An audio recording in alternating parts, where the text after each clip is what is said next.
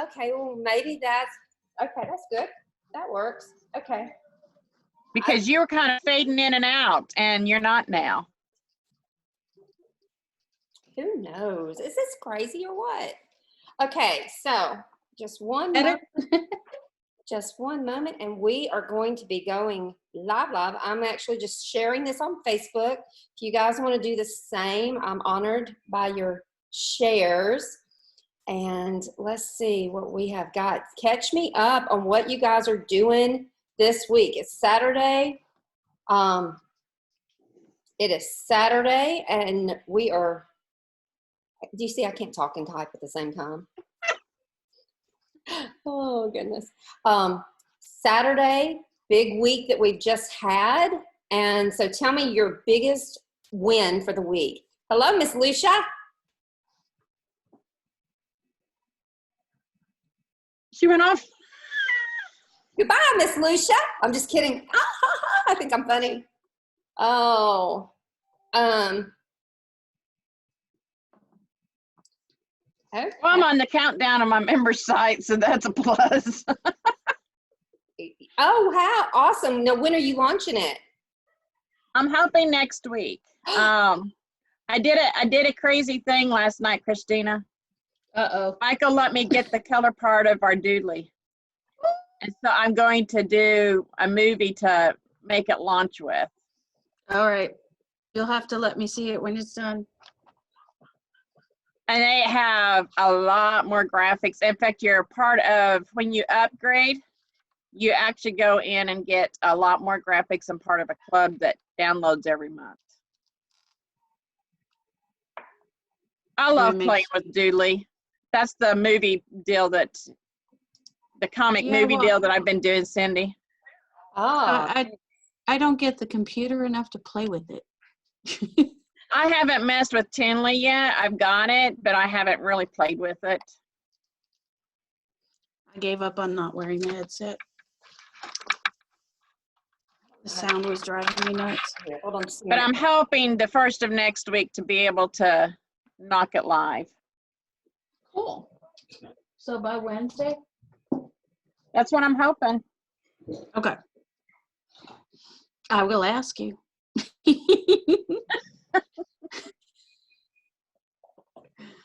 Okay. I don't even know what I did this week. My brain shut down yesterday, and that was the end of that.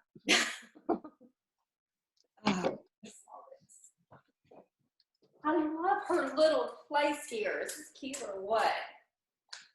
Oh, you're at the art place, aren't you? I am. Look at that. That is an angel she did.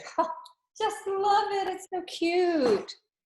So, yeah, we're at the nest in Valpi.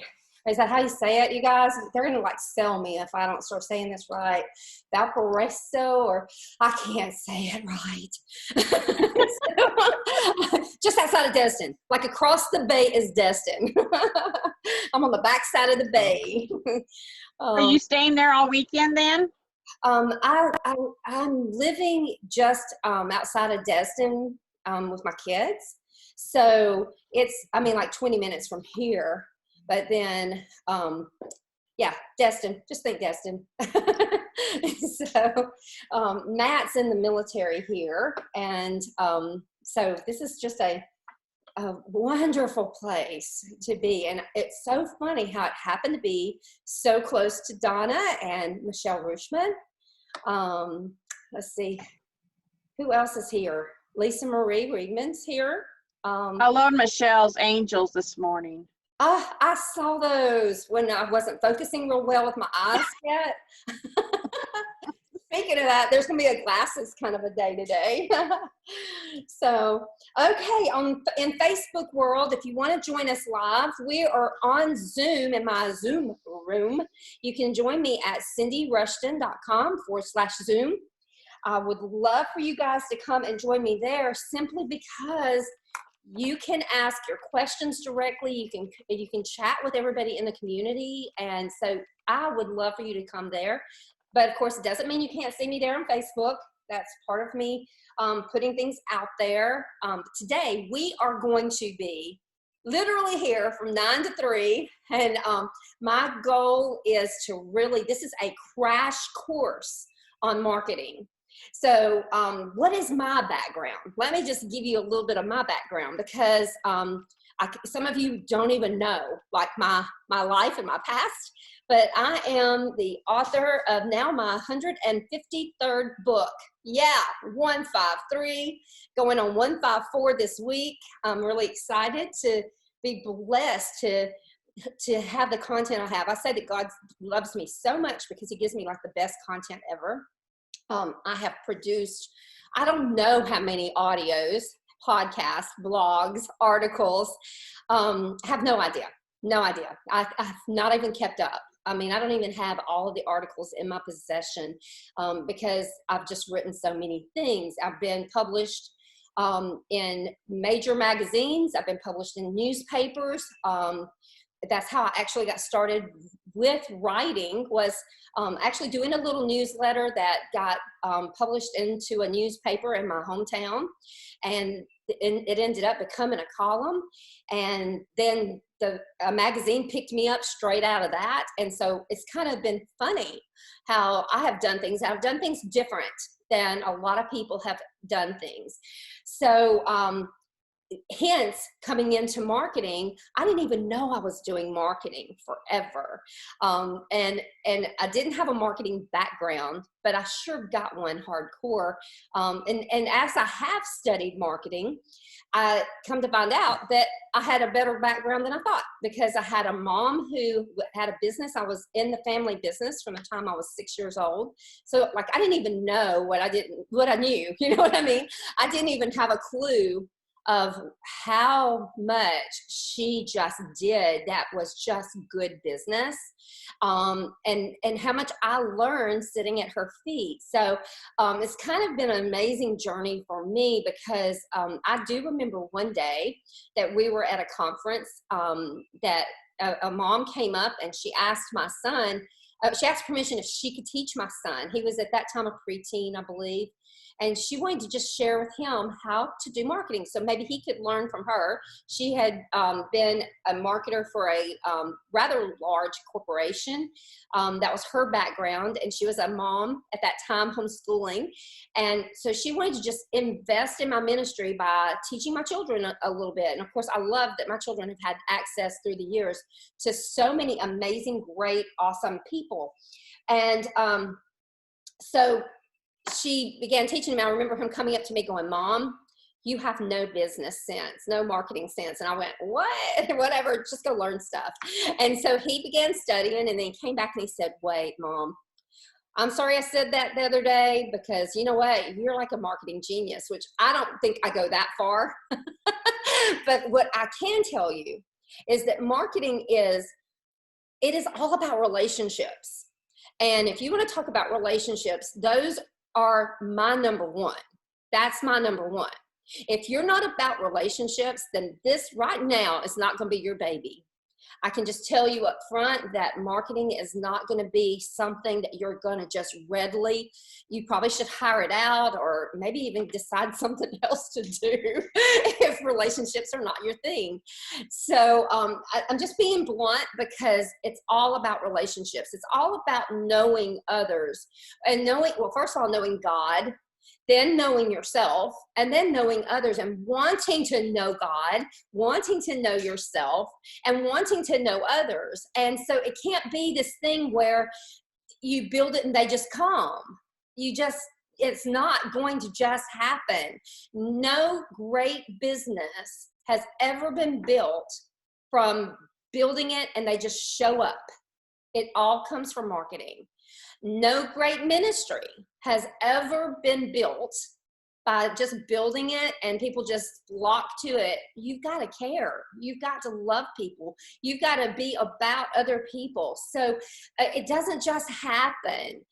Even artists, recording artists, and I have many that are my friends that are recording artists, actors, actresses, film, television, all of that is about marketing. It's knowing how to speak the language of other people. It is about knowing what people want, what people need. need, what people want to spend their time doing. There is more competition today than ever in this world for mind real estate and money real estate. So this is where I come to you and share with you things that I know work. I also share with you things that I have done it or I will not share it. There's a lot of things I'm still learning. So you may get a dabble. You may hear me say, this is what I'm learning and doing, and we can journey together. Some of you may be way better at some of the things that I'm learning to do, but I am always on journey. So I do want to give that as a background to anything and everything that is shared this whole day, because I don't think I've got it down. I do kind of disagree with my kid on being a marketing genius, but I am a relationship gal. That is my thing. This is what, that if there's one thing that I desire the most, it is relationship. It is truly coming alongside of people and helping them.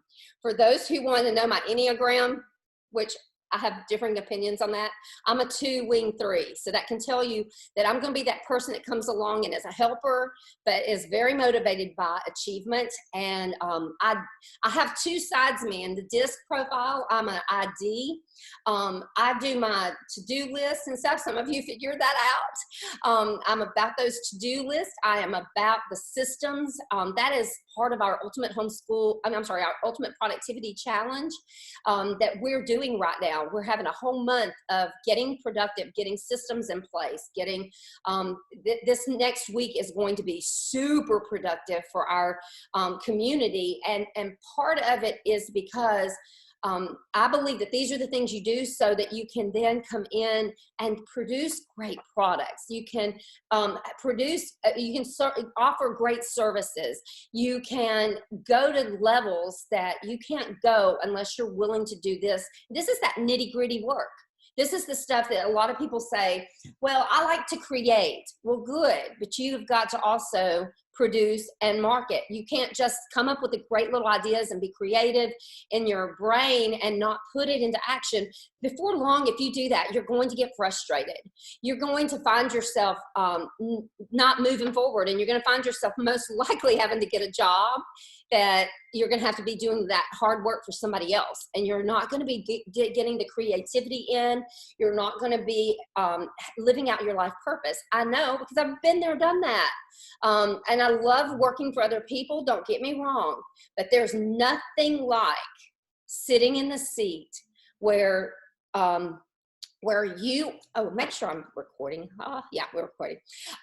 There's nothing like sitting in that seat of your calling, of who you are designed by God to be, the message you are designed to bring to the culture. There's nothing like it. There is just absolutely nothing like it. And so I come to you very humbly today, just sharing with you that, okay, these are things that, yes, I have practiced, and I practiced for a long time.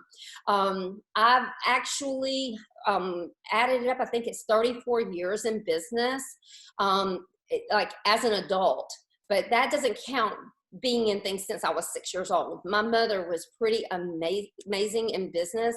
And I just thank God for the blessing of getting to be her daughter and get to learn from her, because she did, she was a woman in business even when it wasn't the thing, if that makes sense. So she really, I have a heritage of this thing. And I thank God for the blessing of having a mom who, and she's not here like holding anything over my head, but I thank God for the blessing of having a mother who was on the cutting edge and taught me to always be there, because it makes a world of difference. And I believe some of the background that I come into this with. And let me just mention here also, I'm not saying that you have to do all this all today.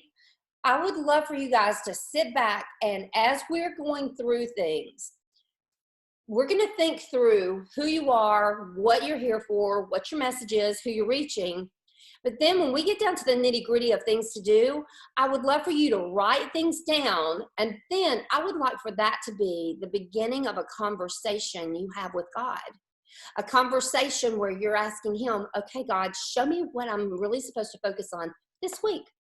And here's the thing, you have to know that 34 years in business and ministry means that I have done all these things. But do I do do I do all of it today in 1 week? Not usually. And you'll see what I'm talking about when I dig in. There are some things that I have pretty much everything on here is on my agenda for this year, because I believe you never know. And this is just a precept. You never really know what it's going to take for you to reach someone. You don't know. So for me, I may be in a season right now where I'm not able to watch a ton of videos, okay? But it doesn't mean that I'm not that I won't get a little kicked back, and maybe while I'm doing something else, I might be on my Facebook and I might scroll through and see some cute quote and you reach me. And then I go back and I look at some of the other things you have. And at that point, I see that you've got some classes or something, and then I join in. That you don't know how people are going to get to what you do, so you have got to get it out there. You've got to have a plan that gets things out there reliably, frequently, and many different methods and many different ways, because you don't know. Now, there may be that person, like for me, I'll tell you what, I also always have podcasts on my iPhone. My iPhone, I say, is my ultimate brain now. Some of you will love that. But it has the things that are really important to me on there. So like podcast might be something that I'm listening to at least something every single day, and getting out there and then letting me know what you've got going on in a podcast is a perfect way for me to take my next step.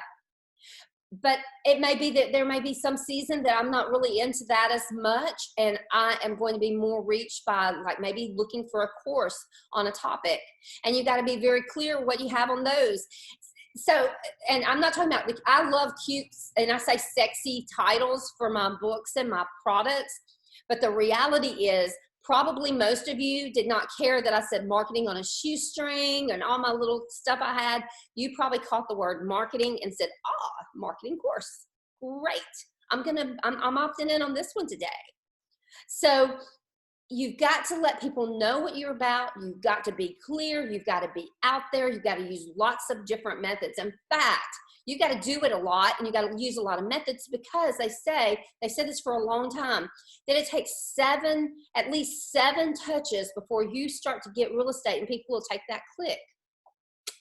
Do you know that they say if you're building your platform in one space, like say Facebook, for example, do you realize that you're going to probably have about a 3% conversion? Now think about that.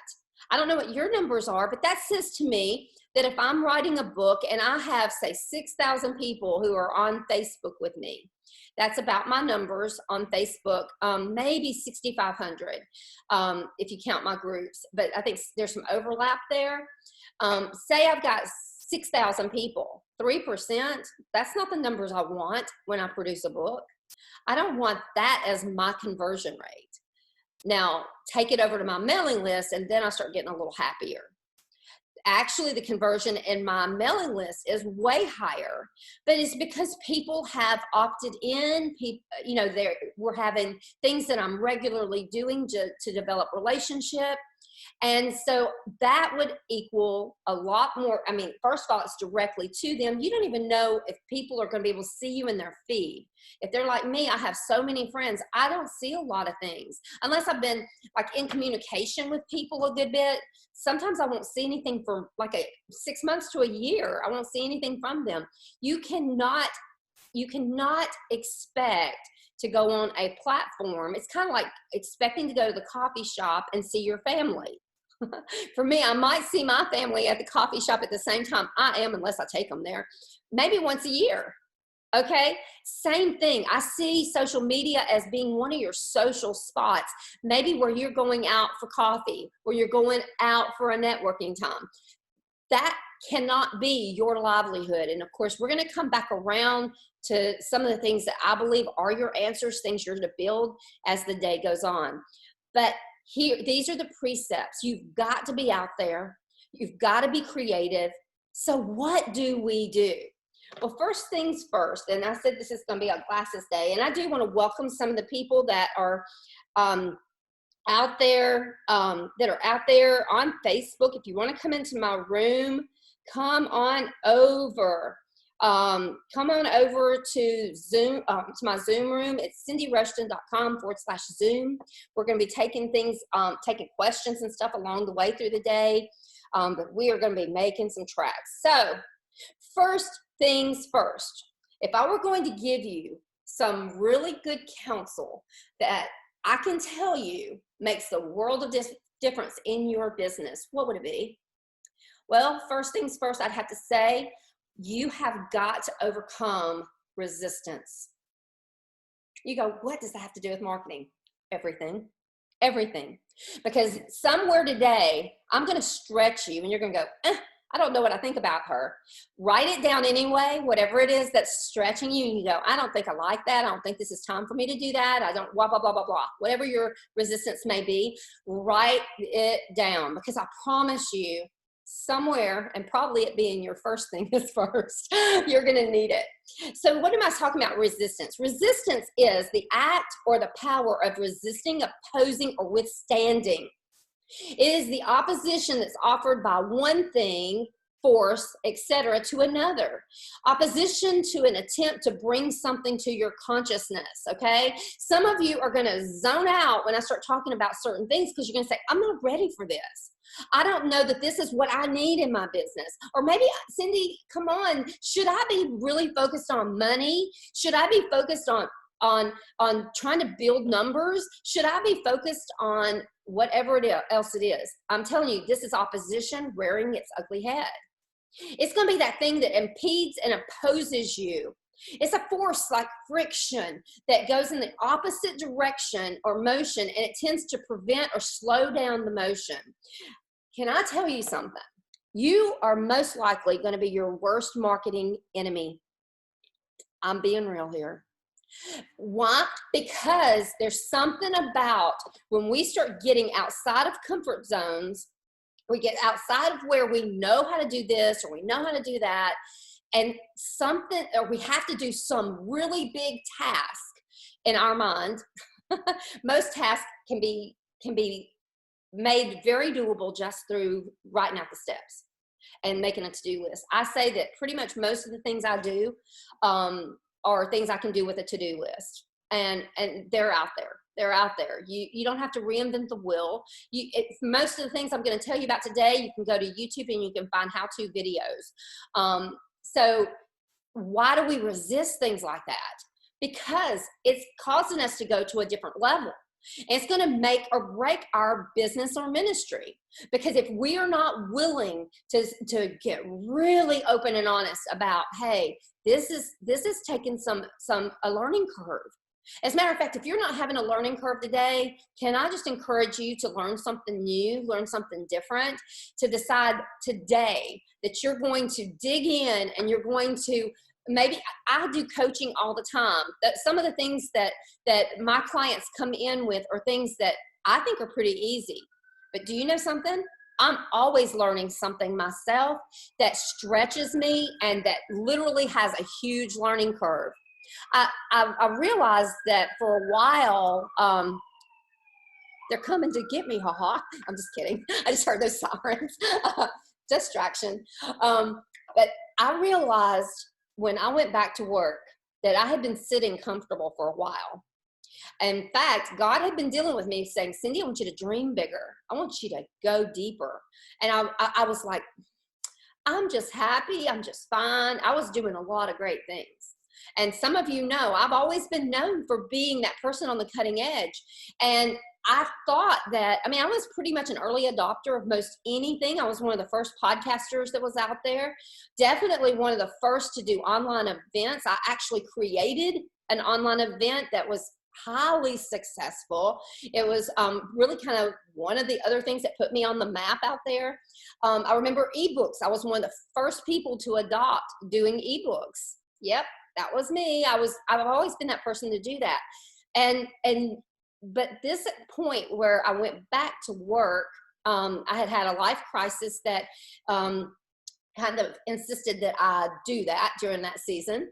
But going back to work, there was such a learning curve that I had that I realized it had been a long time since I'd done something hard like that I had really got totally out of my comfort zone and decided to do something that was truly on the cutting edge. And so the next 6 years I spent being out in the workforce, and I took a lot of things with me and brought a lot of my successes into the businesses that I worked with.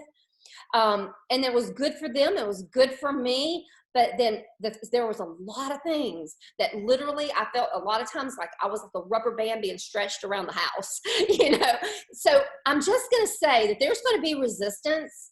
And that resistance, if you can embrace it and say, you know what, I'm looking for the resistance. I am looking for the stretching. I want to grasp a hold of the thing that's hard. I want to do things different. I want to always be saying, is there something more I can do? If you can do that, I promise you, you will be a success in marketing. You'll be a success in your business. You'll be a success in your ministry. But can I ask you, when I say marketing, publicity, do those words scare you? Do they intimidate you? How do you feel about them? How do you feel? I want to see what some of my dear friends in the room, how do you feel whenever you think about marketing and publicity? What does that do? Does that make you kind of go, oh, I don't know if I have time for this? Does it make— Run away. Huh? What'd you say? Run away. Good point. I love it. I love it. Tell me more, you guys. How do you feel about that? Does it scare you? Does it make you think, oh my goodness, I don't know how to do this? Or I don't know if I have time for it. I don't know if I have time to learn it. It's not a time issue. It's a thought issue. It's a mind issue. I know it's not a time issue. I know I could figure out how to make the time work if I needed to. But it's more of a putting myself out there issue. And just, no, don't want to do it. Ooh, no. We are conquering that today, girl. This is going down. Well, you know what? Okay, I just want to touch this. That's another good point, is putting yourself out there.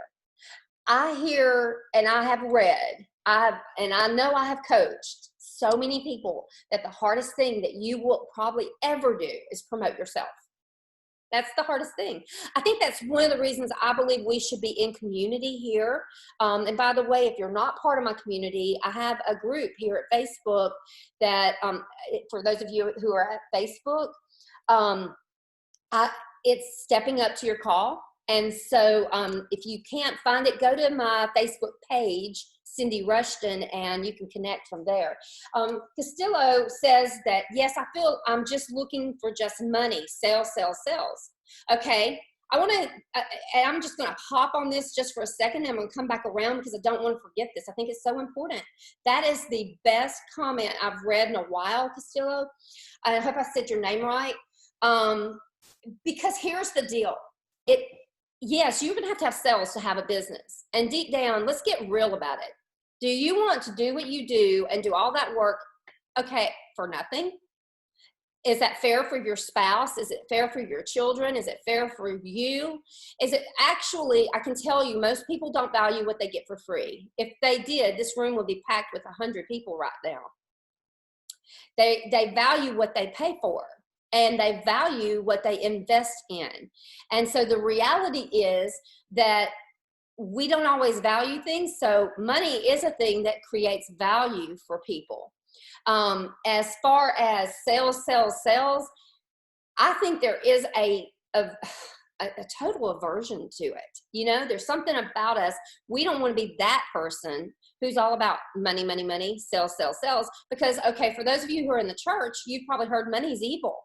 No, money can be the root of some evil, but it's really that not, it's the love of the money, not the money, because money is your tool. According to Deuteronomy, we should be wanting to be blessed.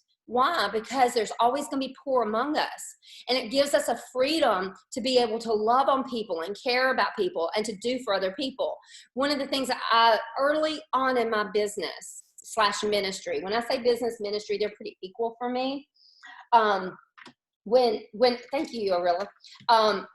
Whenever early on, I realized that, you know what? I could give. I'm a giver. By nature, I love to give. There's times I can't give like I want to give. And the season that, when I said I had to go back to work, it's kind of funny. That was the first season that I really didn't have the means to be able to give to people as much as I loved to give.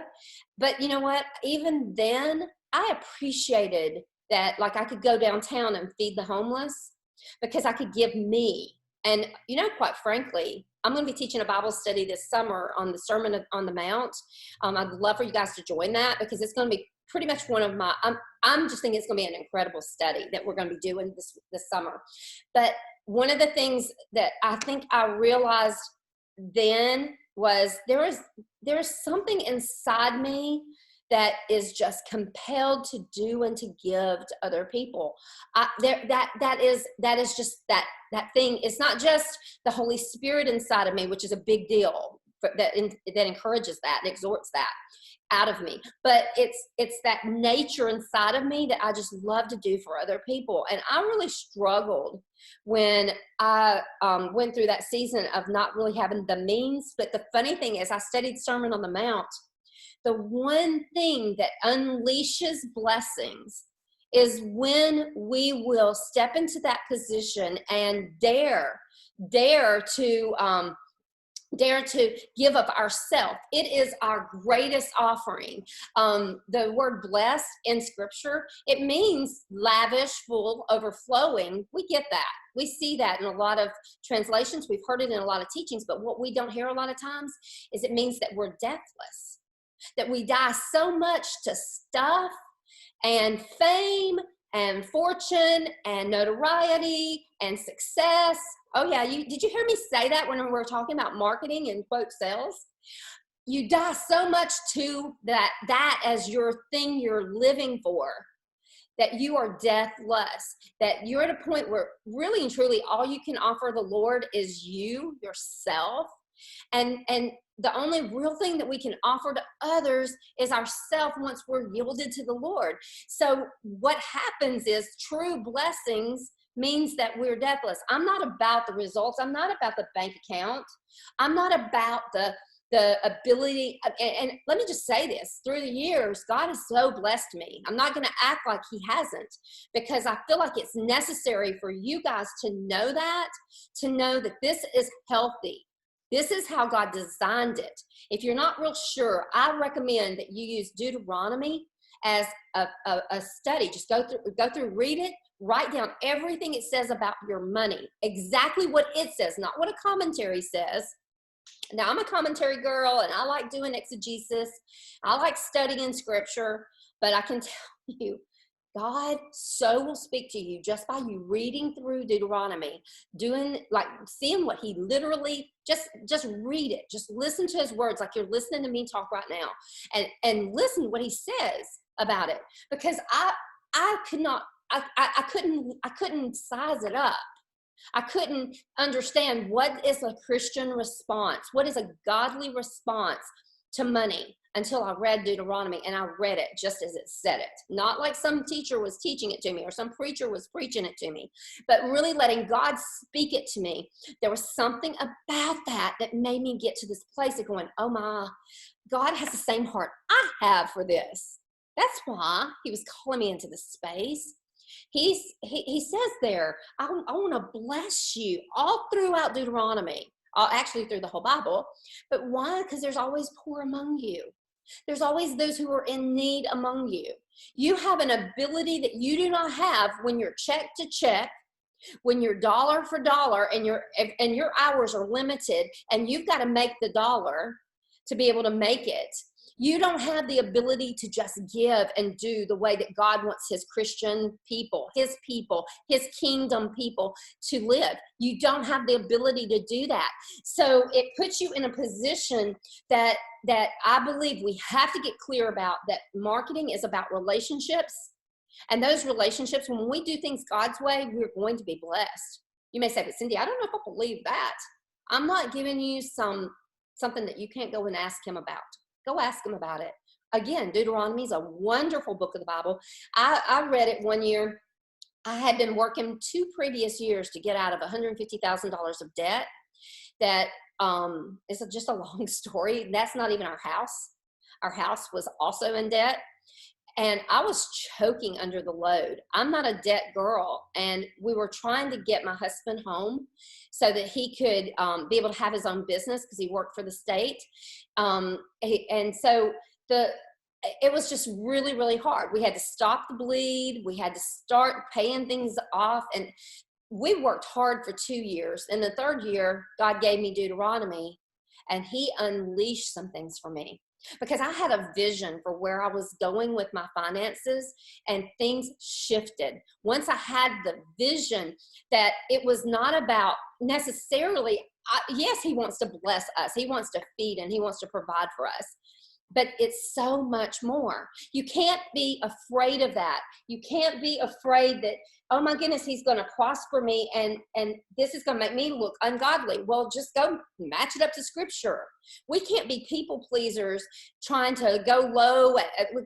We want to be humble. That's not what this is about. Humble does not mean poor. It does not mean in poverty. Humble means that we look at ourselves the way God looks at us. And again, if he sees us as his royal child, his precious daughter, his precious son, and he's saying, I want to give to you, I want to do for you, because I know I've got your heart. I see your heart as a good heart. I want to bless you because you are a conduit for healing and prosperity and to love on people. And you can't do it when you are so worried about mammon. And you know what?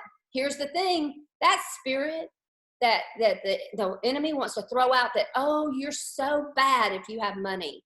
Oh, you are so bad if you are trying to sell things. Or and I've even heard this about ideas that God gives. People have this misconception that those ideas should be free. Well, let me tell you, God is a giver of seed.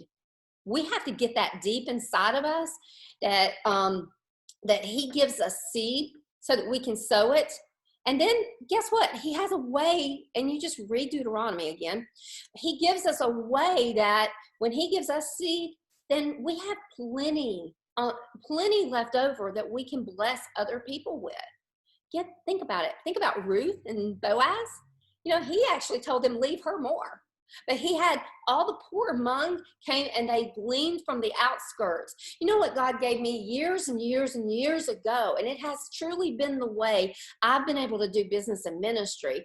And I believe it's why he blessed me so richly. We have had very successful businesses.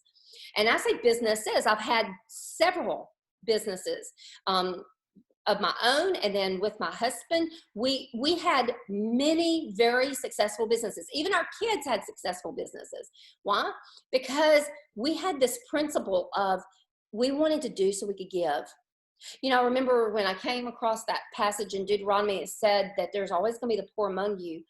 My heart broke, because there's something again inside of me that wants to help and to pour out and to do for people. This is marketing. This is how we develop relationship. Because, and the thing in me, there was something, I can't stand the thought of somebody not knowing what they're needing to do. I can't stand the thought of someone not having the answers that they need to be able to step into their calling. That's why I do what I do. That is why I'm working hard in school. That's the reason I work hard in my other hours, to keep on producing and to keep on doing. That's the reason that today we're doing this instead of me going to the beach and tanning.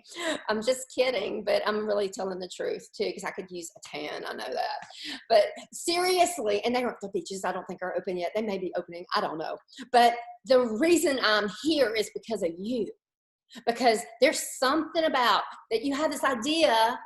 And what do you do once you have that idea? We can come alongside of each other, and I can help you to take that idea and make it into a product. But then that's not enough for you to just be successful. That is not enough. You've got to then take that and get it out in all the different ways that you can get it out. Those ideas have to have a way of getting out there to reach other people. And you're not even going to be able to do it if you don't know where you're going with it. You're not going to be able to. So the reality is, this is a good thing for you to be blessed, for you to be able to get the word out. Fight the resistance. Okay, are y'all with me? You're going to fight some resistance. The next thing I want to share about is I want to ask you today who you are. Who are you? Who are you? Anybody who's around me very much, you're going to go, why do you always say that? Well, I can tell you why. It's not because I don't have anything to put in my notes.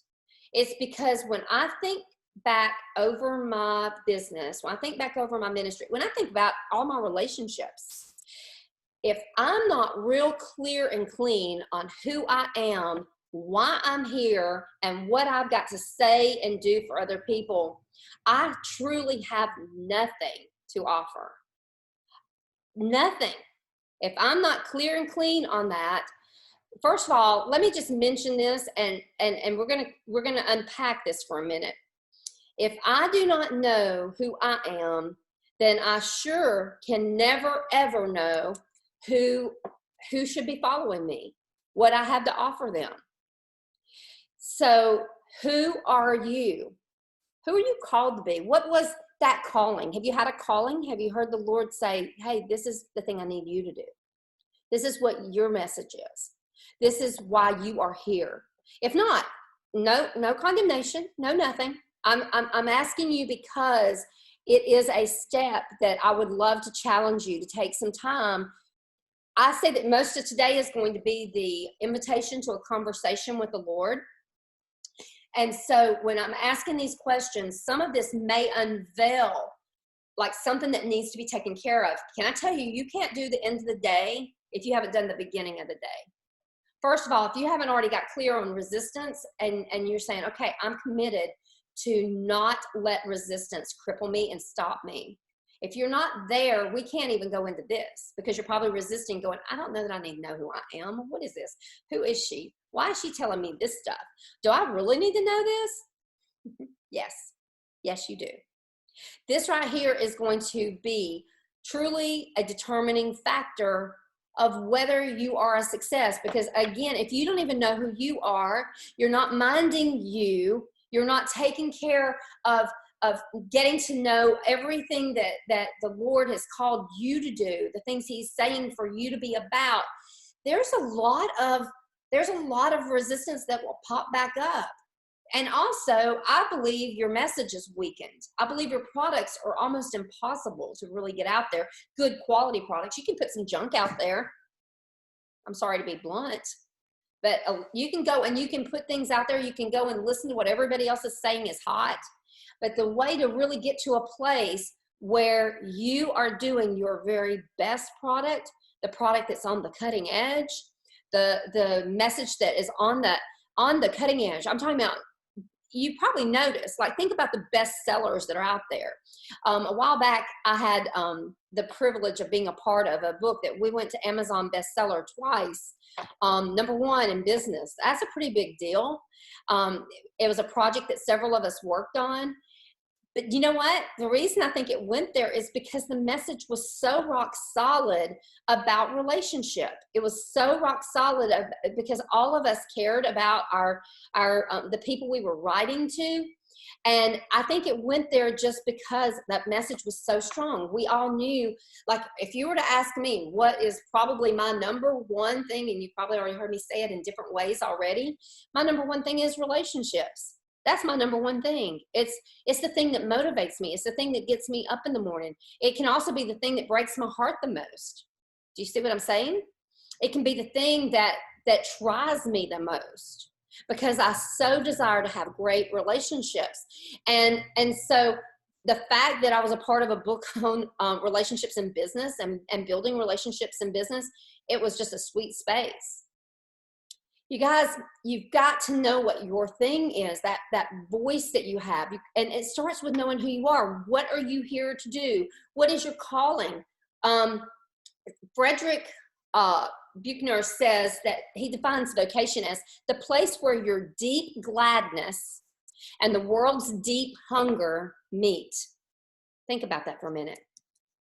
It is your vocation, your calling, what you are here to do and be all about is going to be defined as the place where your deep gladness and the world's deep hunger meet. You know, I have to say that those passions I have, that like I love business. I love business. I love ministry. I love it because I love relationship and I love being able to help people. Hello? But there's a deep hunger. People don't know which way to go. They don't know where to turn. They don't know what idea really works. Hello? There's my calling. Are y'all with me here? So can I ask you, what are you called to do?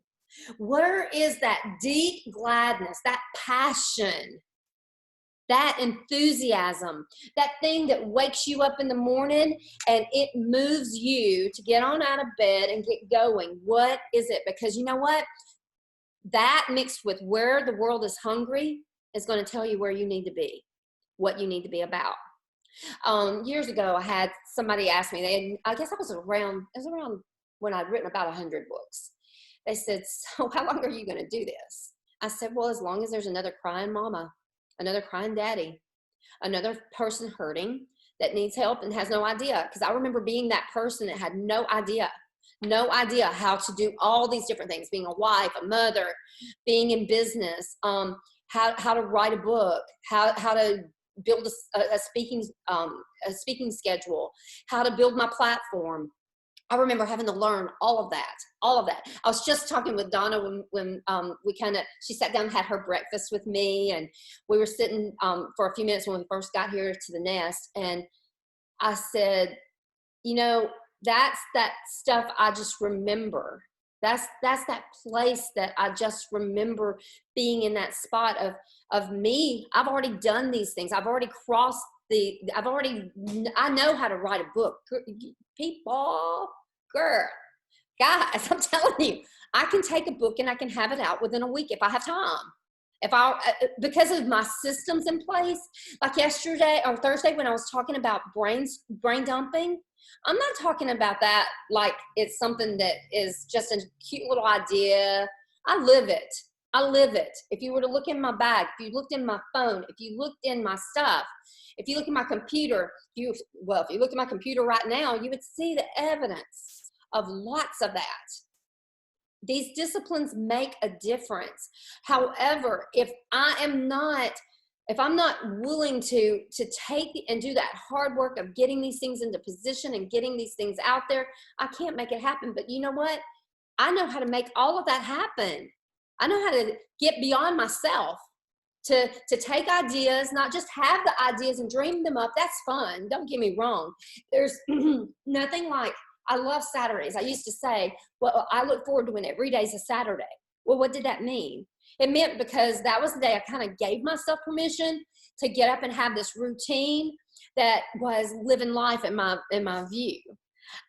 It was like the day that I didn't have to work the job, and it was the day that I could get up and I could worship, spend some time with my family, then dig in to brainstorm and brain dump and work on projects.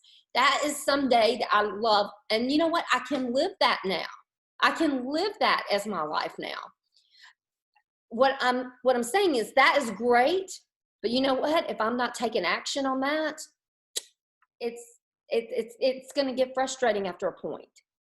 That is why we have to have a plan. We have to take not just the thing inside of us that is there, we've got to take some action with it. So what is it that's on your heart? What is it that is your deep passion? What do you have to offer? What are your gifts, your talents, your bents, your experience, your skills, your expertise?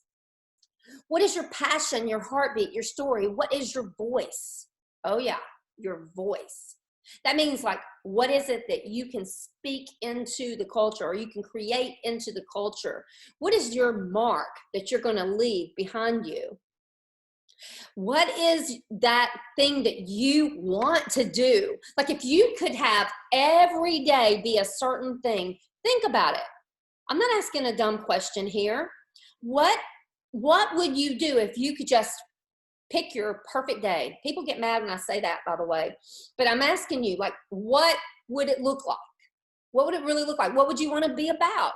If you had just any way and everybody got on board, you didn't have any resistance, you didn't have anybody coming against you, like questioning your time and the way you're spending your time, what would it look like?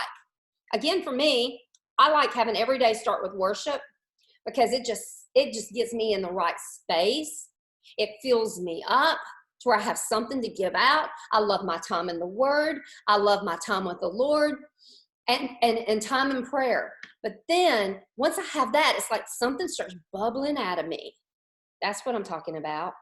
Knowing that, I love when things start bubbling out of me. When it starts bubbling out of me, then I'm telling you guys, that's where I want the brain dump journal. That's where I want to take off writing that blog post.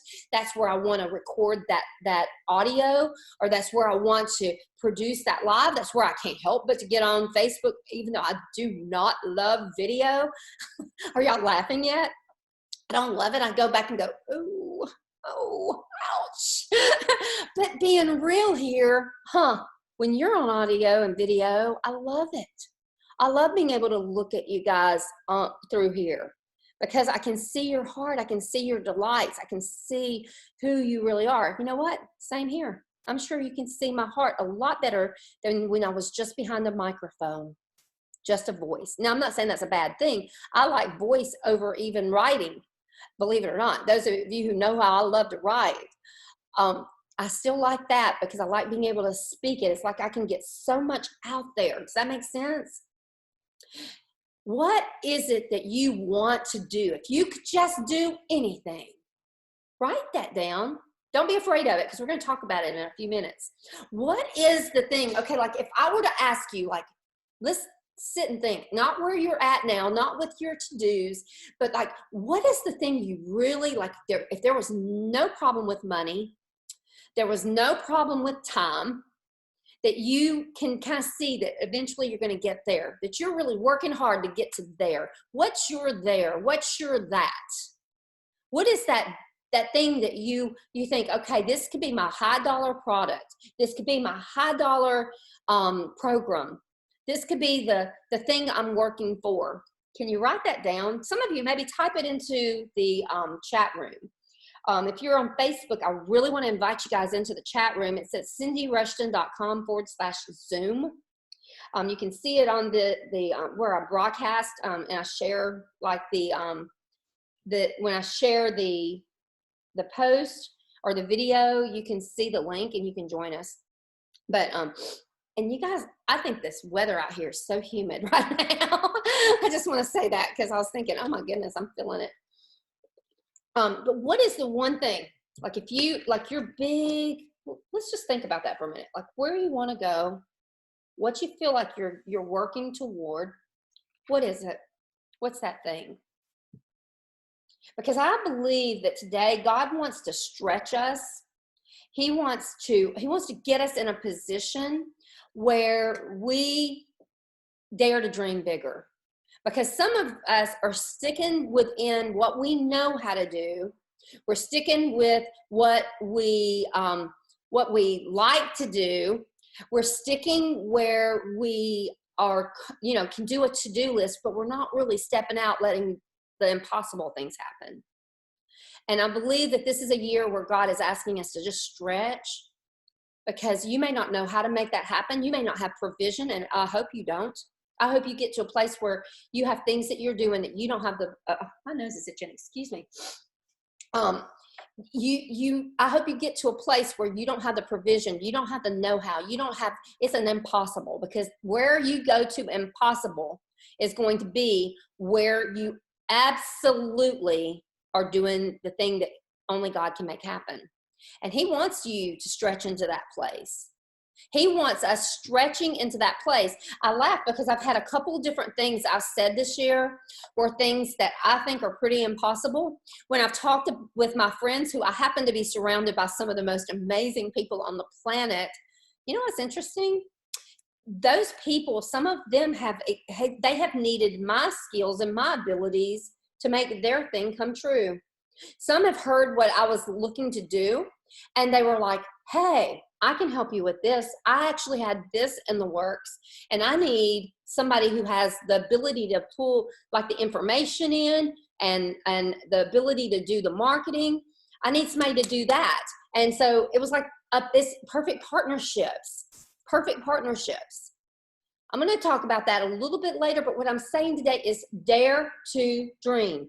Dare to get to the point where you are going for some things you want to do. Is that biblical? Well, yes, it is. Look at Psalm 37. He says that if you delight in him, he's going to give you what? The desires. I love the Passion Translation for Psalm 37. He will give you the wants that you have. And so what is it that you want? I realized a couple years ago, I was not asking for what I want. I was taking that Psalm 23 where it says, the Lord is my shepherd, I shall not want. I was taking it as I'm not going to want things because that must be bad. And God was saying to me, no, honey, this means the minute you want, I'm busy. I'm a loving, kind God. I am set loose, girl. You're my baby girl. You are my royal daughter. You need to know who you are, that when you say I want, you ask this Papa Daddy. This Papa Daddy makes it happen because I own the cattle on 1,000 hills. I set the stars for you. I set the sunset for you. I put that beautiful ocean right there for you.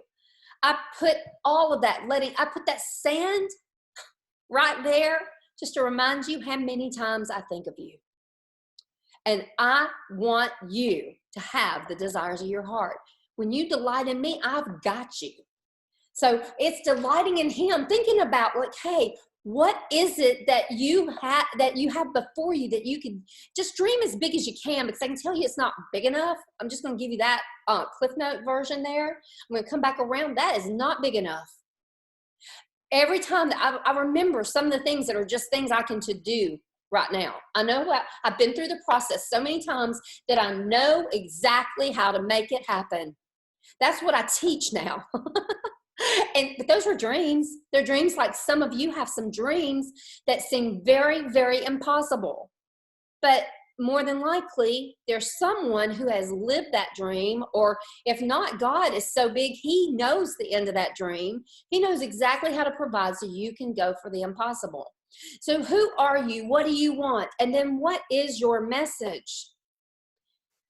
That's the first thing first. Who are you? The next thing, if you're going to want to find your ideal client, you're going to want to build a community, you're going to want to know how you can market, you're going to need to look at, get a hard look at your business and ministry. What do I mean by that? I think you've got to look at a few things that are really big questions. You're not going to solve this in this session. It's not what this is about. Next month, we actually have a coaching that you'll want to be on my mailing list at cindyrushton.com, because next month, our focus in our group coaching and personal coaching, of course, personal, you can set your own tone, but the DIY, the group coaching, our focus for next month is going to be how to build your tribe, how to build your community, how to build your mailing list, or whatever you want to call it, but how to build your client base. But here, I want for you to know that one of the first steps today, this is something for you to do this month, the next couple weeks, is to take a good hard look at your business and ministry. First of all, again, you've got to know yourself. But what is going to be your culture? What's going to be your culture? Just to give you heads up on mine is distinctly Christian, pretty much spirit-filled, although if that scares you, don't be afraid. You're obviously comfortable up until now, or you wouldn't be listening to me still. But spirit-filled, because I believe God gives the best ideas, And I believe you're going to be the greatest success when you turn him loose to do the thing he does. He just does it good. But my culture tends to be the people who are truly zoned in, hearing God. That's their heart cry. They want to be all about hearing him, doing what he asks them to do. The culture is very friendly. You're going to find that our community, we don't have arguing, fussing, and fighting. Have y'all noticed that? Have you noticed that how kicked back, for the most part, our culture is? That it's honoring of the individual. It's honoring of those who are a part of the community. Everybody's valuable. Everybody's words and voice is important to me. Don't think that's by accident. I've said that this is the way things are going to be done. If people don't like it, goodbye. No. This is who we are. This is what we are. This is how things are. Ask yourself, what do you see the culture of your business or ministry looking like? For me, I want to represent Jesus in a way that a lot of churches don't represent Jesus. Now, I'm not ditzing on the churches. Please understand that. But I'm kind of ditzing on the churches.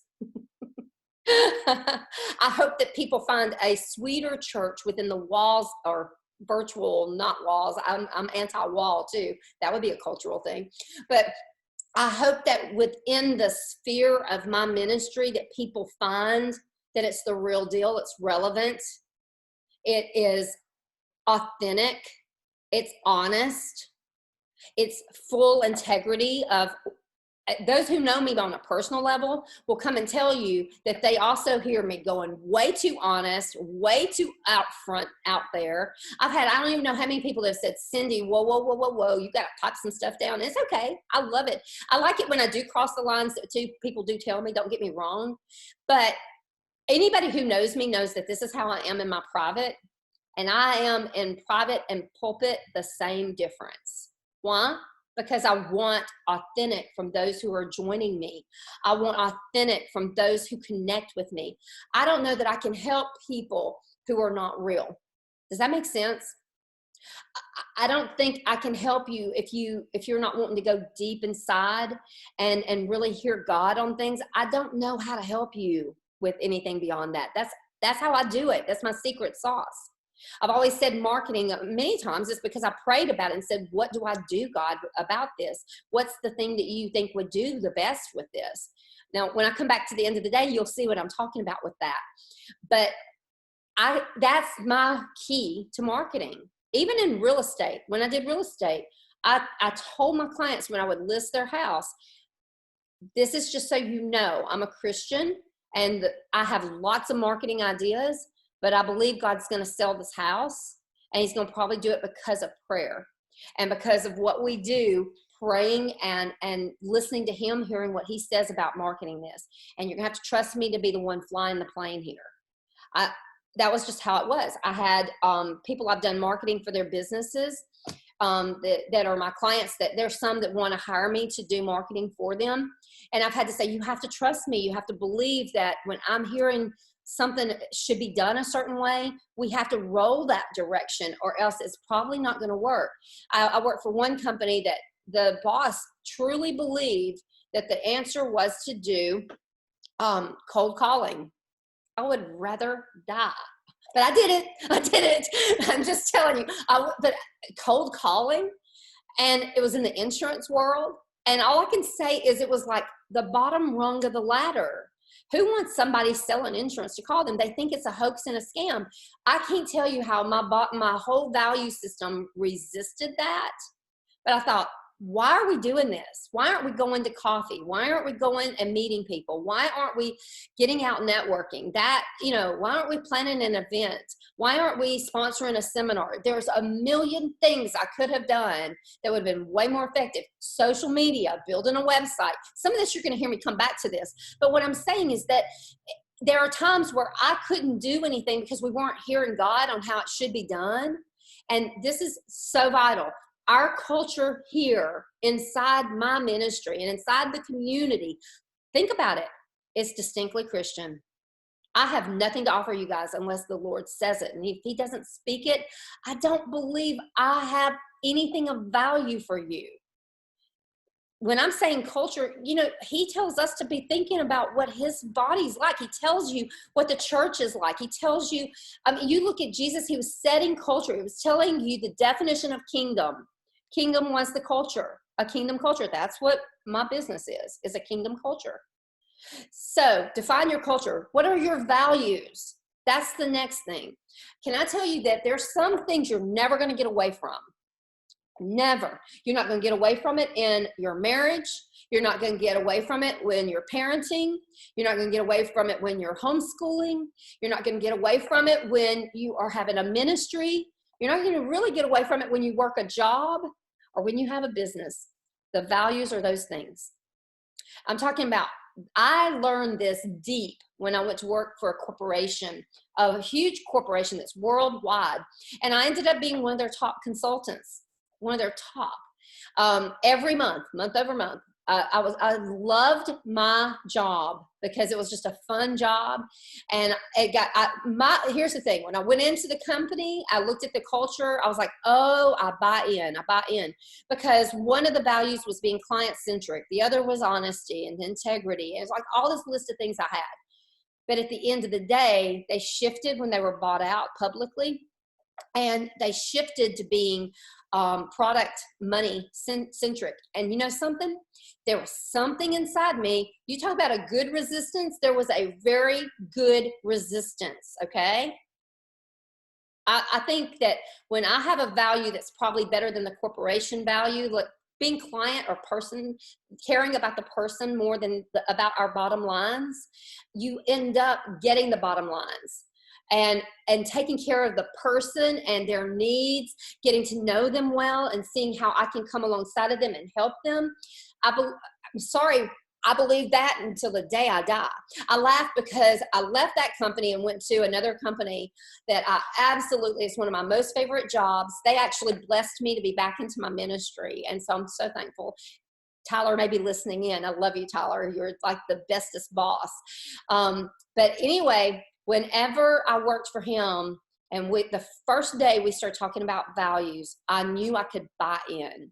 I'll tell you what some of his values were. Some of these may be some values you may want, but like his values were honesty and integrity, which were very important. He did SEO and web design. You can't do SEO without somebody being able to trust that you first of all know what you're doing and that you'll do what you say you'll do, because it's a lot of money. And it's a very iffy game, and it can change on a dime. But that was something they built their business on, honesty and integrity. They built their business on having a continual embracing learning and having a personal commitment to keep learning. That was like me in a nutshell. Totally bought in. They were friendly by default. Like you could, you know, sometimes we can hear things, we can read a text, or we can read an email, or we could maybe even I could say things, but if you don't know that by default that I'm friendly and that I'm about you, I'm about caring about you, that sometimes I say things that are hard, and it may not be for you necessarily, it may be for the list at large or the culture at large here in the ministry, but you know my heart is I care and I love, and at the end of the day, that's my heartbeat. That's what I'm talking about. We had that within that particular company, and I was like, what a great value, friendly by default, because we did everything online. The team was online. Half the time we didn't see each other face to face except once a week. You had to know that when you got a message from somebody, it wasn't them being mean and coming down on you, that everybody had a commitment to be friendly by default. It was who they were.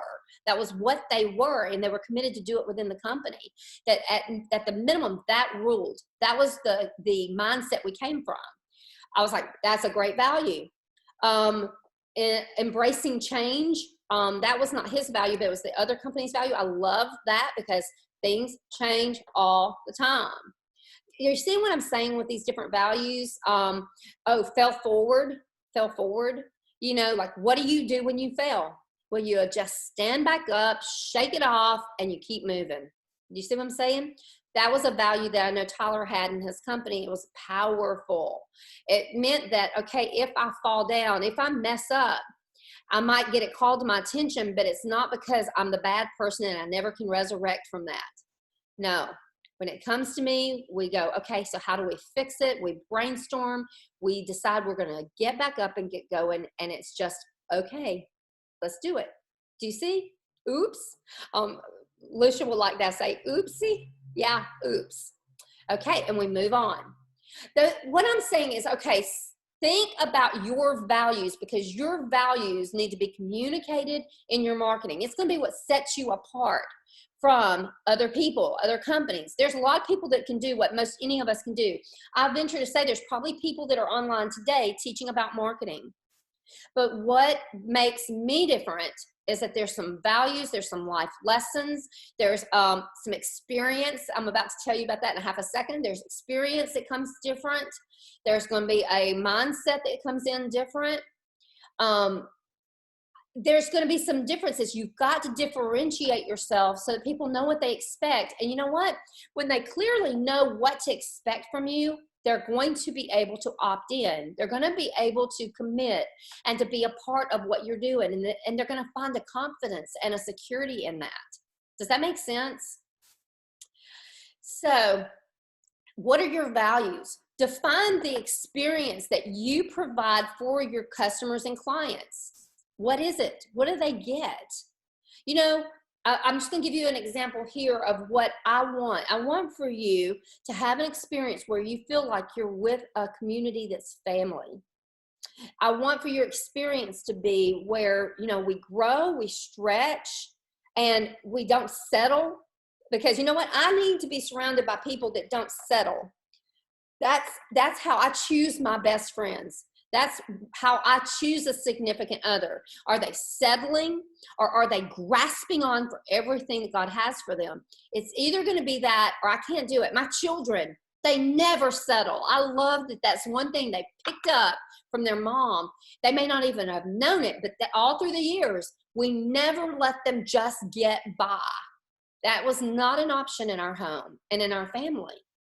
So what did we do? We were always reaching for greatness. Always, always saying, okay, what can we do and do better? I want that to be the experience that, you know what, I may be learning. I may not have it all down today, but praise God, you guys know that I'm giving it everything I've got with what I've got today. And I want the experience to be one where you are blessed, where you if you spend $30 or you spend $500 or you spend $2,500 with me, that you go, you know what? She over-delivered.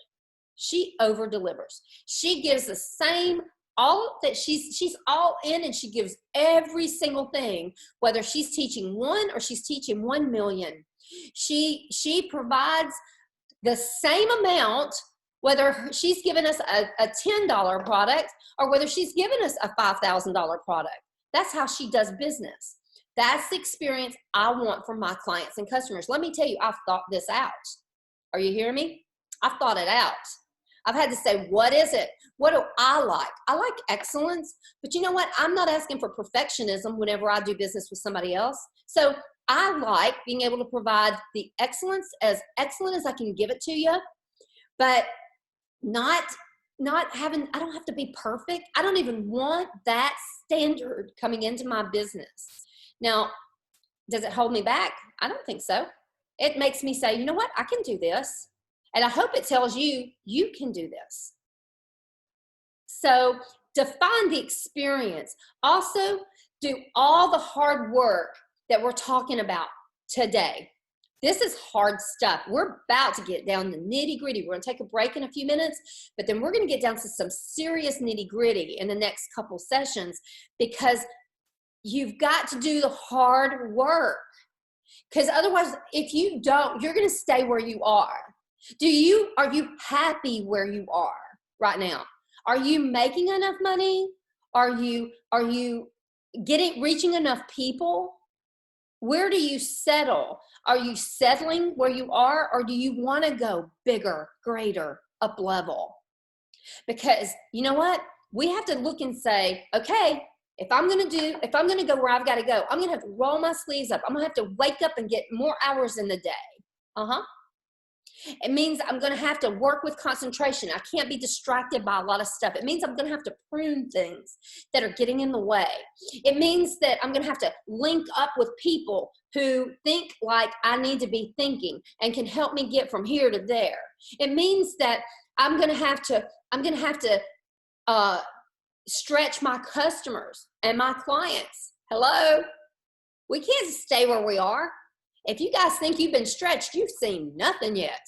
I'm telling you. Those who know me well know that you have seen nothing compared to where we're going this year. Because we don't have time to sit back and get comfortable. You're not going to get comfortable in my tribe. If you want that, you're going to have to go somewhere else. I'm just being real. You're not my people. If you just want to get by, you just want to get comfortable. No, we are reaching for everything that we can grasp a hold of. That means we're going to have to really work hard. It means that we're going to have to be people who are putting in more hours. It means that we're going to have to dare to do things that everybody else doesn't do. It means that, by the way, this doesn't stop. It doesn't like, oh my goodness, I got that project over. Do you think that's when it's done? Because it's not. I've told this over and over in the Ultimate Productivity Challenge, and I do mean business here, that if you want to know how I've been successful, the first year we went to 6 figures, and that was back before my website, before social media. Come on. You know what I mean? Why did a mama who had no education, well, 1 year of college, that's it. The only education I had was learning from a good mom. Okay? She built her business off of referrals, off of good service to people. And I thank God she taught me that back when I was a kid, because that she was pretty cutting edge for that when I was, what is this, almost 50 years ago, you know? So here's the thing, to get where we're going, we cannot get content. We cannot sit back and think, okay, I've done this project. Whew, I'm going to take some breaks. I'm going to go sit at the beach for a few days. Now, if you go to sit at the beach, you better be doing some marketing. You better be thinking about the next project. You better be thinking about loving on your list and loving on your people, because if you're just trying to pitch it, nobody wants your pitches. They want you to care about them. That means that once you finish a project, you've got plenty of content to pull out and to tweet, or to pull out and put on social media, or to make cute little graphics. You know what? You're going to have to do some stuff. This is not a thing where you can get lazy. This is not a thing where you can sit back and take a vacation for the rest of the year, unless you want to have that as your results. Your results are going to be really crappy. Don't tell anybody you learned anything from me if that's your results, because I don't want any credit for that. That is not what you've been learning here. And I'm not meaning to sound ugly, but don't, please, get a different coach if you want to sit on your laurels. Here's what I do. There's always something that is being developed. You should see my brainstorm journals, because if you saw them, you'd think, oh my goodness, she doesn't get anything done, because I've probably got about 500 projects that are in my journal, maybe more, if it depends on how they all develop, if that makes sense. I've only written 153 books, and they're real books. They're not like a little guide or a little article. I've written thousands of articles, thousands and thousands. I don't even know how many articles I've written. I have no idea how many blog posts I've written. I just know I've tried to edit my website before, and it's a formidable job, is all I can tell you. And that doesn't even have a portion of what I do. So here's the deal. There's lots of ideas, but I pick, what am I working on this month? What am I working on? And I work on that. But then I have, and get it ready, because that's going to be the next thing that I'm going to be delivering and that I'm going to be bringing to the world. And I bring things to the world. I try to have an editorial calendar, is what I called it, because I was in a newspaper back once upon a time, and I produced a couple magazines, so I had my calendar. But I'm talking about your production calendar. I have always got a production calendar rolling. As a matter of fact, God literally downloaded a calendar of what he wanted for this year. I didn't even have to think about it last year, because he literally downloaded it in a worship time at church. But that's what I'm talking about, that calendar that I'm going to be setting before, and that's going to be my thing for the year. But then here, that's not where it stops, is production or ideas or production. That's not where it stops. It comes over here, which is what we're going to talk about even the rest of the day, which is marketing. It is getting it out there. It's letting people know that it's there. And okay, that may be this thing today, but it's also going to be all those other things that have been done in the past. It's letting people know where they can find me. It's letting people know what's coming ahead so they can get engaged and put me on their calendar. It's about all of that we're talking about with marketing. So you can't just you can't get ideas and just sit on them, because that's not going to get you anywhere. And you can't just produce something and think the world's going to come at you and they're just going to find you. They're going to just find you and throw their checkbooks or their cards at you. You're going to have to be creative and ask the Lord, hey, what would be the best way to market this? How do I get it out to the people who need it? Who needs this? Whose pain am I presenting an answer to? And so that is going to be your thing of taking a good hard look at your business. And then when we're going to take a break in a few seconds, and then we're going to come back and we're going to look at how to find your ideal client, because this is essential we could talk about marketing all day long, marketing ideas, but if you don't know who you're reaching, you're not going to be a success. So do you guys have any questions before I take a break? I've got maybe 8 minutes that I want to do some questions real quick. If you're in the room, you get first priority on your questions. If you're on Facebook, I can see the watch party. Actually, I can see your questions in the watch party. But I would love for anybody on Facebook to hop over into the room. It's at Cindy Rushton, CindyRushton.com/Zoom, ZOOM. So does anybody have a question in the room on what we've talked about so far? Or even feedback?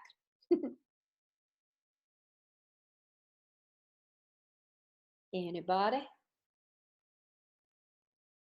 I know I have to give a little lag here, but you can jump in. I think my biggest deal is bragging on myself. I hate bragging. Mm-hmm. You know, Okay. we used to discipline our kids because we didn't want them bragging all the time, and that's what I see. That's a really good point, Arilla. I like that you said that, but here's the thing. You actually are a virtual assistant. By the way, if anybody needs a virtual assistant, that's what Arilla does, okay? Arilla, nobody's going to know what you do if you don't brag on yourself some. If you don't let them know, you're going to have to tell them. You're going to have to tell them. And it's going to have to be, like, I didn't know you did virtual assisting until January. Can you believe that? I didn't know. I don't know. It didn't get on my radar till then. And I don't know that it got on my radar at the beginning of January. I think it was like one of the last sessions, maybe when we put you on the hot seat, or maybe it was when we did a triad. It didn't get on my radar. Triad. And so why would that be? Were you bragging? Definitely triad. No. I was trying to figure out what I was supposed to be doing. Okay, good, because I didn't know what you did. And here's the thing, if we don't tell people what we do, and I have hundreds of people that have no idea what I do. Some people are like, oh my goodness, you're on Facebook a lot now. Yeah, I've been teaching a lot because I'm back in my business and ministry, and I'm running it live so people can get to see it for free, because that's my heart. But still we're building the business back, and we're building relationships, and we're letting people know this is what I'm about. I'm not about Cindy being the only person out here. I don't really, you guys know, some of you that are in the room, you know that my heart is really letting you guys talk and you guys coach. That's why we do the triads. It's why we do group coaching. It's why we do we'll later today turn everything off, and then I'm here for you guys until you're done with me, or you guys are done with each other. Do you know what I'm saying? But I think some of the best collaboration is not about Cindy, it's about the community, because I happen to know the people I'm surrounded with are amazing. But you know what? If we don't know what you do, then I don't know that anybody can do business with you. Okay, let's just talk about something. When you think, and everybody take your mics off and jump in. When you think about Taco Bell, what do you think about? Come on. We got to move fast. Cindy and her video the other night. No, that's funny. Okay, y'all think of Taco Bell. Yeah, that is kind of funny. It was the desperation for the tacos and the burritos. I have not gotten out, obviously, enough lately. Okay, let's move to something else. Let's see. Okay, when we're thinking about good old Mackie D's, what are you thinking about?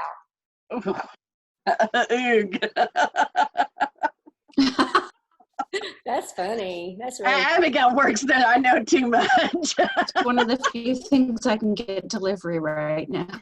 okay. Fast. We've had it way too much in the last 2 months. Fast. They're consistent. I mean, I'm telling you, whatever you think about McDonald's, I actually thought about getting a job there just so I could see how they systematize.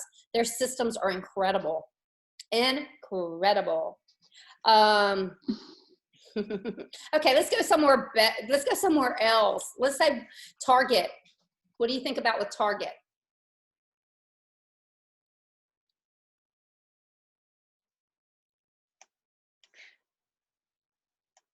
I kind of think of a serene shopping for all the little things I need. You know, Walmart drives me a little crazy. I'm just being real. They're not going to put a banner on my car. Let's just put it that way.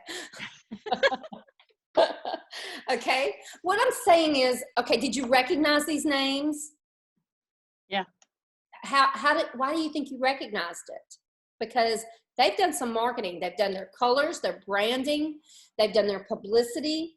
And so there's so much that they've already done to get their name out there, and they're known. Starbucks, you know, one thing I think about when I think of Starbucks, just to throw this out, is I think their goal is to be your third place. They know you work, they know you sleep, and you have your home, but they want to be the third place. They want to be that place where you go and meet the friend, where you go and have the Bible study, where you go and do some networking. They built a business on being the third place. Right? And you know their name. You know it. You may or may not like their coffee, but that's, I mean, like personally, I like Dunkin' Donuts better with their coffee, but it's not my place. I'll just go meet some friends for coffee. I'll either go to some cute little quaint shop, but that may not be around the world. Starbucks is, you know, think about Kentucky Fried Chicken. Woohoo. Come on. They've got a consistent quality, don't they? You know exactly what you get because they've made sure that they've developed systems, they've developed the product, and they've also got the places. If you don't believe, you know, if you don't build your name and you don't build your branding up, you don't let people know what you do, then it's going to be very hard to have a successful business. Just to tell you, it's not bragging. It's not really bragging about yourself. It's just informing people of what you do. So I kind of think of it as helping people, right? Letting people be clear of, I love it. Julie says that Popeyes is her favorite. Yeah, you know what? Popeyes has some pretty cute, they have some pretty cute marketing. I've noticed that. Chick-fil-A, come on, everybody. Jump in on the Chick-fil-A. That's our godly business, right? Hobby Lobby, you know, I'll do business with them just because. Chick-fil-A is not in Korea. Oh, that is not cool, is it? Well, they need to expand. Don't they believe in growing? Well, a while back, they were here to see whether they were going to put one in or not, and nothing ever happened. So. Oh, boo. That was last summer. So. That's kind of interesting. When I think of Chick-fil-A, I think about their training of their team members has to be amazing because I was not too long ago, I was at a nameless place. I'm going to be nice. If you know me, you know what I'm talking about. But I went in, I spent $40 on takeout food, you know? And I said, thank you. Now, I grew up in the South that the next thing you say is you're welcome or my pleasure. That's just what you do. They were like, no problem. And I was like, well, was there supposed to be a problem to me spending $40 and saying thank you? I don't know. And I'm not really just a cocky person, but it's like what Chick-fil-A does for customer service is truly impressive. And the fact that they do it with, you know, youth or whatever, I think that's pretty amazing. So anyhow, I think about manners and I think about the excellent customer service. And then I do love the chicken nuggets. The salads too. They took good care of me when I was in college at Highlands College, because every Tuesday you could go in with your ID, and you may be able to still do that places, but you could go in with your ID and get a sandwich. So they fed me on my very poor school days. So, okay, you We guys. have a Christian coffee place here in town that's basically taken over. Nice. And basically it's because they have set it up where it's just a peaceful place for the kids that, even if they aren't Christian based, it's a relaxing area. And it's quiet. Mm-hmm. Even with all their people there, it's quiet. Wow. And that's what one of the big things everyone's thrown a fit about, is because the coffee shop had to shut down, that the police are even mad about it. I like it. But they cater to our police officers. They have once a month a day for the police to come in and sit down with everybody in the community. Nice. That's really cool. That's really cool. Well, you know what? I see there you've got an atmosphere that people can have a trustworthy atmosphere. I love that. That's really good. Okay. So let me just go back to what you said, though, about bragging. Again, it's not really bragging. Again, I see it as informing and helping people know what you do. There's no way you can help people unless they know, and you're building real estate. Like I was having lunch with somebody a while back that we were talking about virtual assistants, because my job at the place I was working was to do HR. And I was hiring billing admins, but not really billing admins, different positions. And so she was looking for a virtual assistant or an administrative assistant. And, you know, here's the thing. She's strictly going by referrals. So if people don't know what you do, you really shoot yourself in the foot if that's the way that people are going to be finding somebody, because you're going to have real estate on somebody's brain. I had that conversation before I knew you were doing that, you know? So if I don't know, like I try to really build my life of knowing, okay, this is the person that does this. This is the person that does that. Does that make sense? Because then whenever I'm looking to do a project myself, I know who I'm working with. If somebody is saying, hey, I'm trying to do this, like I have a lot of coaching clients. If somebody is saying, I'm trying to do this, I need to know who to connect them with. So that's part of why I'm passionate about community, but it's also why I'm passionate to tell you that I really think that it's important that we tell people who we are and what we do. Very important. Okay, any other questions or comments, or anybody want to jump in on that? I think there's a line too with bragging. If you're in a conversation and you are sitting there trying to think about how you can work it in, oh yeah, then it's not relationship. That's really it's bragging. It's you know, it's what are you, how are you approaching it is the difference. You know, if you have to exaggerate, if you're not being honest, then obviously that's not good. Right. But, you know, is it a conversation? Mm-hmm. Is the other person having the chance to tell what they're about as well? Exactly. And also, you know, they say in networking, it's about me knowing what you do, you knowing what I do, and how can we help each other? You know, do the ask. Let people know how they can help you. But you're right. I think that what you're saying there, Christina, is spot on. I feel like that's about using people, not so much about letting people know what you do. It's about using people and having that attitude of, you know what, I'm all about myself. I'm all about what works for me, and I don't really care what works with you. Well, you know what? I don't want to do business with that person either. What about you? Do you know what I'm saying? That's not the person I would refer. That's not the person I would work with. I want the person that's genuine and authentic, who is good. I know, here's the other thing, that I know they're going to do their work well, and I know they're going to treat people I refer well. That person, don't you think you wouldn't even be able to refer them? Do you think, Christina? No, yeah. If the conversation is 80% them and 20% me, and they've interrupted me twice while I was trying to explain what I do, I'm not going to refer them to anybody. I'm not going to be telling somebody, hey, look, this person does this. I'm going to be like, yeah, no, bye. It's because they're not going to care about the person they're working for in a way that I would want them to care about them. Right. Because they're only thinking about themselves at that point. Right. I want someone that's going to care about the person I'm referring them to. Exactly. Otherwise, no, I don't need you. There's enough other people out there. Mm-hmm. So it's that line. You've got to be willing to talk about yourself, but you've also got to be able to go both ways. Mm-hmm. Do you have a mic? Because I just saw what she typed. That's pretty good.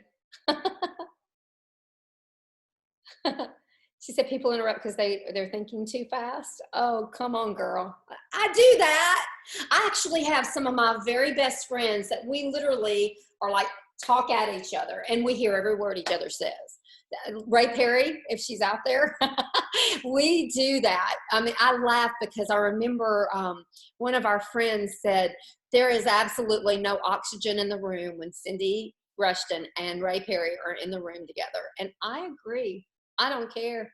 That's us. That's our thing. We have so much that we think and we do that it's literally when we can get a few minutes, because both of us are exceptionally busy. And we have done this for since 1994. When we are together, it's literally like we're talking at each other the whole time. It's so awesome. But you know what I'm also doing? I'm taking notes and I'm taking things away. Some of my most life-changing moments have been from having conversations like that with Ray. But it's because we just have so much going on. You know, we have so much that we're excited about. So it's a lot of fun. I can't wait to see her again. I saw her a few weeks back and oh my goodness. One of the things I want to do, she's doing like travel. And so if you travel, it's the same difference for you to book through her or book on your own. But I would love to be able to be a part of her travel club thing because I have some things I'd like to go and see and do. But we just have so much fun. We've done business together forever. And I know she's the person I trust on whatever business pursuit she's having. She's very entrepreneurial. Whatever she's doing it with excellence. But here you go, Christina. It goes back to, I know I can refer her because I know what she does is going to be on the cutting edge.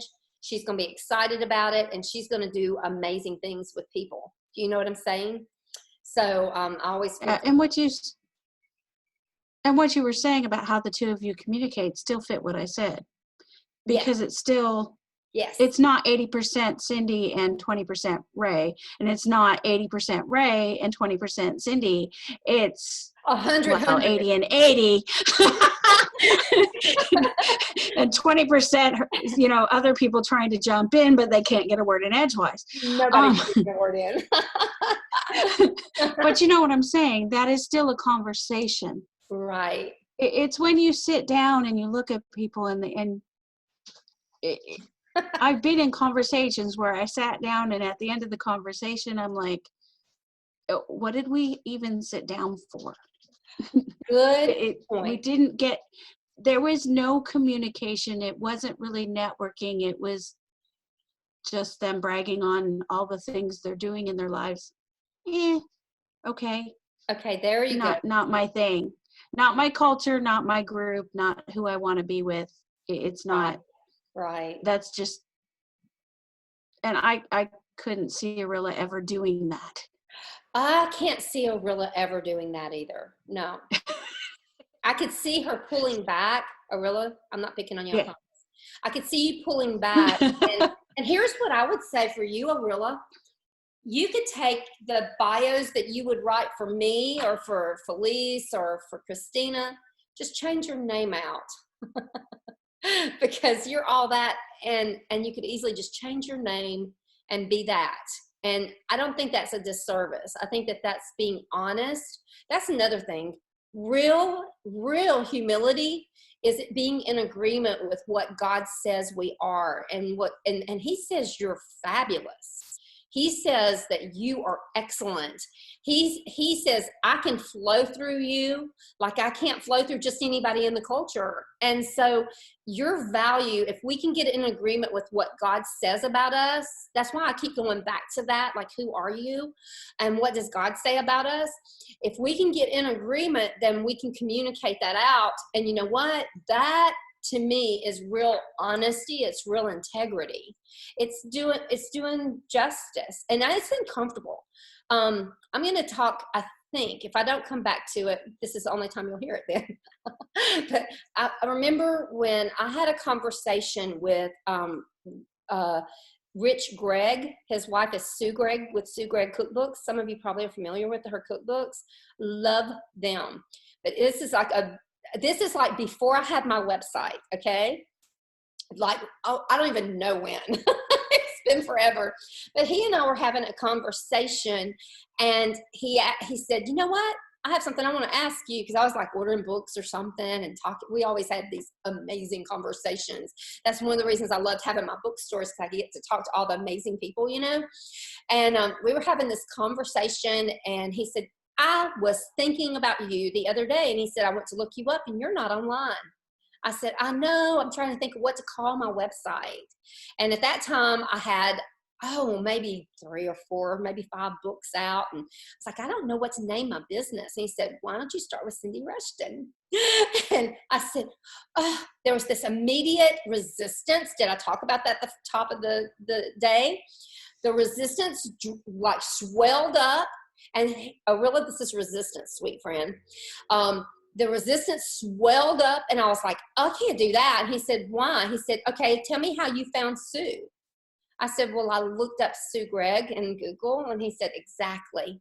That is exactly what he said. You had to look up her name to be able to find her.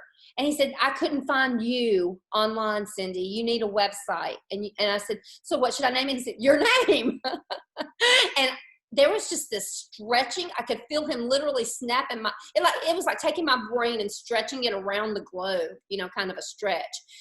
But I bought that domain that day, and there was something that just felt right. And the Lord rushed in to show me that Scripture says that a good name is worth more than other riches, the riches and gold. It is your prosperity is your name. And it's also your potential, because like Cindy Rushton was one face of Cindy Rushton at 28. She's a different face of it. Not that it's much different. The character, the values, the things that the way I do things in my heart, that stuff we've already talked about today, has been in me since I was a little girl. I just wrote a thing on servant leadership, because I'm in a class on servant leadership, and that's how I was trained up.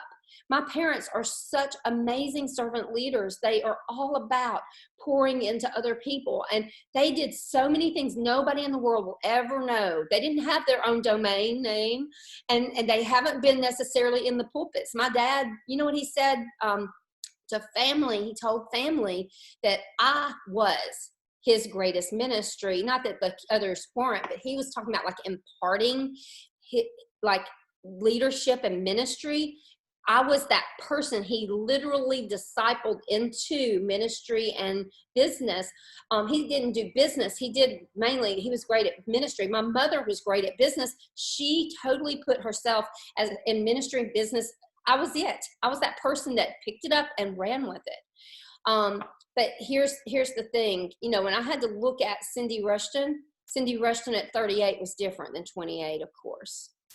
48, 53. Cindy's going to be a whole different thing in a couple months than she is even today.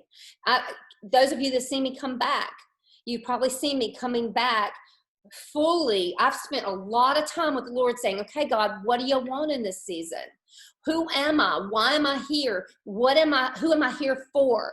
I was, before I said I was a lead hoarder. Take that as it is. Like, I hoarded all of my clients and customers. I didn't care if they ever bought another thing. I just wanted everybody. I didn't want to let go of anybody. And I would get my feelings hurt if anybody unsubscribed. And one of my coaches, Kelly McCausey, who is another one of my people that I absolutely sit on her word. I mean, I sit there and go, let me breathe this in, because this girl's got stuff for me. And one of my favorite things is being able to have lunch with her and dinner with her, being able to hang with her, you know, as a friend. I consider that a joy. But she has been very influential at helping me unpack, what am I going to be about? How do I do things? You know, who are my people? And when she confronted me about me hoarding my leads and my people instead of developing community and building my community, it was a pretty big lesson. But it was strategic for taking me from here to really up here. Do you know what I'm saying? Because when I got clear on that, it's brought a whole different clarity to the business. You now know who, or the business or ministry, the whatever, the community. You know if you are at home here or if it's not your space. And it's okay. I don't cry about it when people say, I don't need this right now. This is not what I'm looking for. Well, it's okay. If you need it, you know we're here and we love you. I bless you leaving. I bless you coming back. I bless you if you don't. Send people that are into this my way. That's all I ask. And so it's getting really clear on that, and then being in agreement with God. That's the thing. When you promote your name and you're in agreement with God, I think what you're going to see with your business is going to be huge. I think all the stuff we'll talk about the rest of the day is going to make better sense. Does that make sense? So how about we take a break? Let's take a break, and we're going to come back at the top of 11. I'm just going to turn my camera off. If y'all want to talk with each other, you're welcome to, but I'm just going to take a quick break and be right back. I hope I have a different picture today. Do I? Let's see. Yes! I figured it out. I'll be right back. You don't know how Christina and I laughed when you put that on there the other day. I was mortified. I was like, I can't even hide myself. Got to change the picture. I'll be right back. You're going to stop your live on Facebook? I guess not. And I think she's leaving it. Okay. Yeah, I think I'm going to just run it. And then I am going to stop recording this session so we can go to the next session.